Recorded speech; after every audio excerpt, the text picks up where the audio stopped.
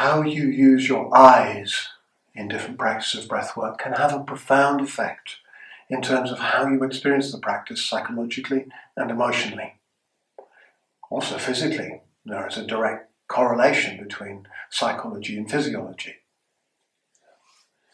So eye positions, the eye positions we tend to use are looking up, and there are two variants of this. One is just looking at the point between the two eyes here, just right on the eyebrow line.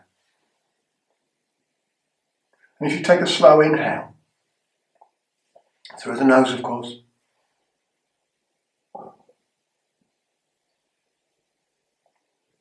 and feel how the eyes do that. Sometimes it takes time for the eye muscles to become accustomed and happy with that, but that's one thing you can do. Another position here is to take the eyes higher up, like you're looking up into your skull. Some people don't recommend this. I find it quite profound.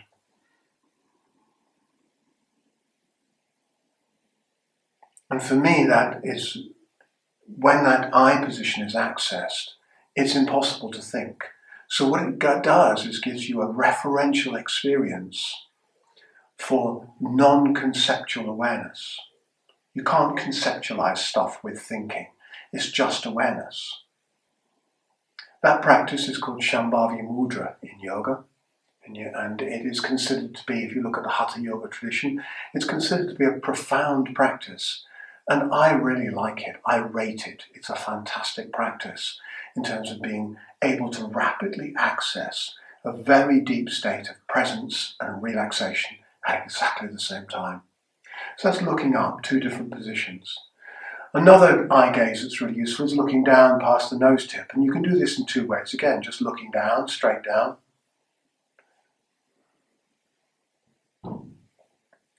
And you can do it looking past the nose tip, crossing the eyes slightly. So you're looking at the tip of the nose. And again, those two positions have different effects.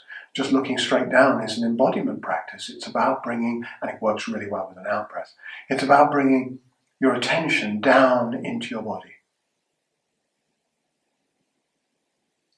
So a practice you can do is breathing in, taking the eyes up to either of those two positions, and breathing out, bringing the gaze down. Let's try that for a few breaths. Taking the eyes up on the inhale and the eyes down into either of the two positions on the exhale.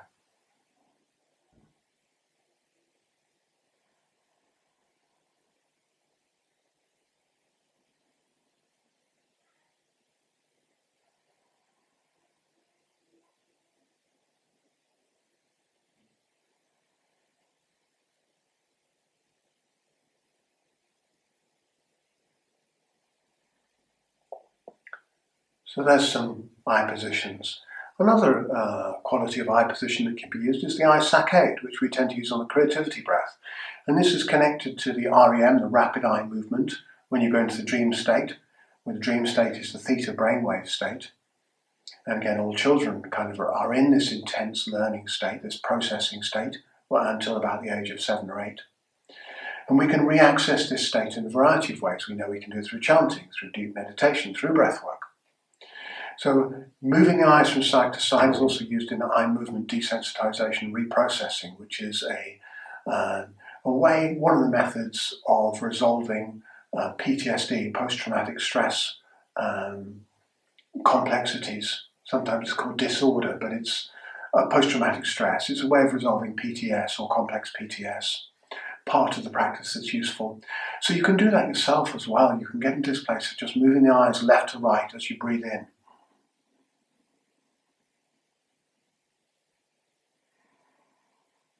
And just as you breathe out. So you can take the eyes left to right as you breathe in and relax down on the out breath, or take the eyes left to right as you breathe in and take them left to right on the way as you breathe out. You can do that when you're processing strong emotions. If you go through a strong emotional experience, why not process it straight away? Why wait till you go to sleep at night time? Why not just take 27 breaths? Feel into that emotion and process it directly, integrate it, so it doesn't trouble you in your dream state, and you can go into a better dream state, a better sleep state, and wake up even more refreshed. Why not do that? So there are other eye positions as well.